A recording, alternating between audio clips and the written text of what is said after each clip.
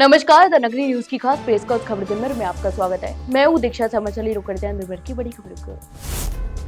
राजस्थान के मुख्यमंत्री बचेलाल शर्मा ने राज्य में पारंपरिक खेती और मवेशियों के संरक्षण को बढ़ावा देने के लिए एक महत्वपूर्ण योजना की शुरुआत की है। इस अनोखी पहल के तहत सरकार उन छोटे और सीमांत किसानों को हर साल 30,000 रुपए की आर्थिक सहायता देगी जो अपने खेतों में बैलों का उपयोग कर खेती करते हैं। अधिकारियों के अनुसार बड़ी मशीनरी के बढ़ते उपयोग के कारण पिछले कुछ वर्षों में बैलों से अधिक खेती का चलन तेजी से कम हुआ है। इससे न सिर्फ देसी नस्ल के बैलों की मांग घटी है, बल्कि उनके संरक्षण पर भी गंभीर असर पड़ा है।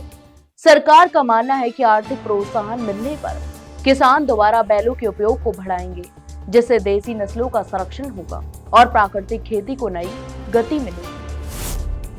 राजस्थान के शिक्षा विभाग में सांस्कृतिक विरासत को बढ़ावा देने के उद्देश्य से एक नई पहल शुरू होने जा रही है। इस पहल के तहत प्रदेश के सभी सरकारी और गैर सरकारी स्कूलों में सप्ताह में एक दिन छात्र एवं स्टाफ सदस्य स्थानीय पारंपरिक वेशभूषा पहनकर स्कूल आएंगे। शिक्षा एवं पंचायती राज मंत्री मदन दिलावर ने इस अनोखी योजना को मंजूरी दे दी है और अधिकारियों के इसके प्रभावी क्रियान्वयन के निर्देश भी जारी कर दिए हैं। इस कदम को प्रदेश के लिए महत्वपूर्ण माना जा रहा है, क्योंकि राजस्थान अपनी विविध, समृद्ध और रंगीन लोक संस्कृति के लिए विश्व भर में जाना जाता है। अब शिक्षा विभाग चाहता है कि यह सांस्कृतिक विरासत आने वाली पीढ़ियों तक स्वाभाविक रूप से पहुंचे। इस प्रस्ताव की रूपरेखा केंद्र सरकार के स्कूल शिक्षा एवं साक्षरता विभाग द्वारा राजस्थान सरकार को भेजे गए एक पत्र से बनी है। राजस्थान सरकार ने चंबल नदी के जल प्रबंधन को बेहतर बनाने और प्रदेश के व्यापक सिंचाई नेटवर्क को मजबूत करने के उद्देश्य से डूंगरी बांध परियोजना को मंजूरी दे दी है। यहाँ तक कि सरकार का कहना है यह बांध न केवल जल संरक्षण की दिशा में एक महत्वपूर्ण कदम साबित होगा, बल्कि कृषि और औद्योगिक गतिविधियों को भी नए आयाम देगा। सरकार के दावे के अनुसार डूंगरी बांध के निर्माण से लगभग 4,03,000 हेक्टेयर भूमि सिंचित होगी। इसके अलावा उद्योगों को 205 MCF और कृषि क्षेत्र को 2,000 MCF पानी उपलब्ध करवाया जाएगा। जल संसाधन विभाग का मानना है कि काली सिंध और चंबल के अतिरिक्त जल को अब व्यर्थ नहीं बहने दिया जाएगा, बल्कि इसे संरक्षित कर राज्य के 17 जिलों में उपयोग किया जा सकेगा। दूसरी तरफ इस महत्वाकांक्षी परियोजना का सबसे बड़ा असर उन गांवों पर पड़ेगा जो बांध क्षेत्र में आते हैं। जयपुर के चाकसू क्षेत्र स्थित एक राजकीय विद्यालय में मासूम बच्चों से बर्तन धुलवाने का मामला सामने आया है, जिसने पूरे शिक्षा तंत्र की संवेदनशीलता, जिम्मेदारी और प्रशासनिक व्यवस्था पर गंभीर सवाल खड़े कर दिए हैं। स्कूल वह जगह है जहां बच्चों के सपनों को उड़ान मिलनी चाहिए, लेकिन यहाँ पढ़ाई की जगह उनके हाथों में घिसे पिटे बर्तन पकड़ा दिए गए हैं। इस घटना ने न सिर्फ स्थानीय अभिभावकों को नाराज किया है, बल्कि सोशल मीडिया पर भी गहरा विरोध देखने को मिल रहा है।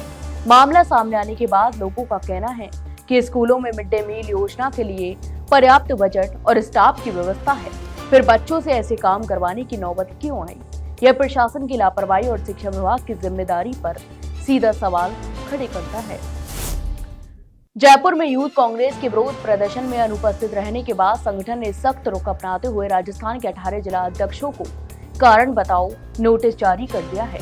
प्रदेश प्रभारी विकास चिकरा ने संगठनात्मक जिम्मेदारी में कमी का हवाला देते हुए यह कार्रवाई की है और माना जा रहा है कि लगातार हो रहे प्रदर्शनों में अपेक्षित संख्या न जुटने से नेतृत्व पहले से ही नाराज थे, लेकिन 20 नवंबर राज्य के बड़े प्रदर्शन में राष्ट्रीय अध्यक्ष की मौजूदगी के बावजूद कम उपस्थिति ने आलाकमान को और कठोर कदम उठाने पर मजबूर किया है।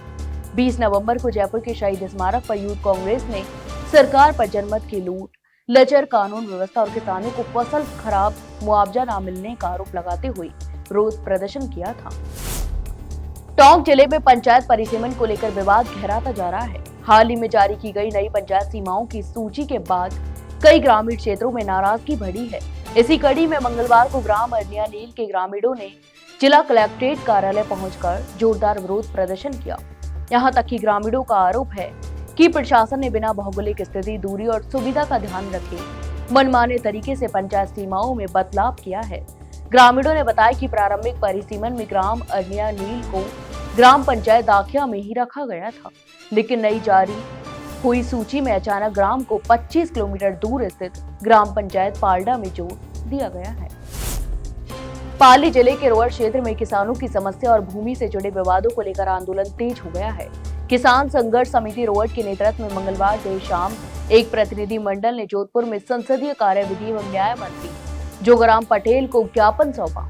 समिति ने डीएमआईसी परियोजना में निर्धारित डीएलसी दरों और अन्य गंभीर विसंगतियों को लेकर दोबारा कमेटी गठित करने की मांग उठाई है।